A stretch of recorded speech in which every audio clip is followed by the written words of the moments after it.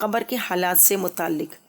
جب آدمی مر جاتا ہے، اگر اس کو دفن کیا جائے تو دفنانے کے بعد، اور اگر نہ دفنایا جائے تو جس حال میں ہو، اس کے پاس دو فرشتے، جن میں سے ایک کو منکر اور دوسرے کو نکیر کہتے ہیں، آ کر پوچھتے ہیں کہ تیرا پروردگار کون ہے، تیرا دین کیا ہے۔ حضرت محمد صلی اللہ علیہ وسلم کے بارے میں پوچھتے ہیں کہ یہ کون ہے۔ یا تو رسول اللہ صلی اللہ علیہ وسلم کی صورت دکھا کر یہ دریافت کیا جاتا ہے، یا حالات بتا کر، دونوں قول ہیں۔ ایک تیسرا قول یہ ہے کہ خود بخود آدمی کا ذہن آپ صلی اللہ علیہ وسلم کی طرف ہی جائے گا۔ اگر مردہ ایماندار ہو تو ٹھیک ٹھیک جواب دیتا ہے، پھر اس کے لیے ہر طرح کا چین و سکون ہے۔ جنت کی طرف کھڑکی کھول دی جاتی ہے، جس سے ٹھنڈی ٹھنڈی ہوا اور خوشبو آتی رہتی ہے، اور وہ مزے سے سویا رہتا ہے۔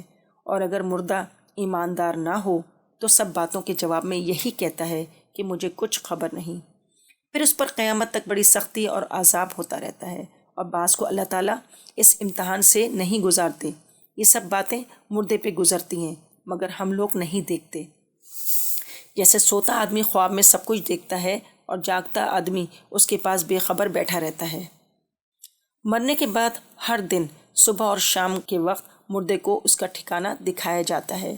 جنتی کو جنت دکھا کر خوشخبری دی جاتی ہے، اور دوزخی کو دوزخ دکھا کر حسرت بڑھا دی جاتی ہے۔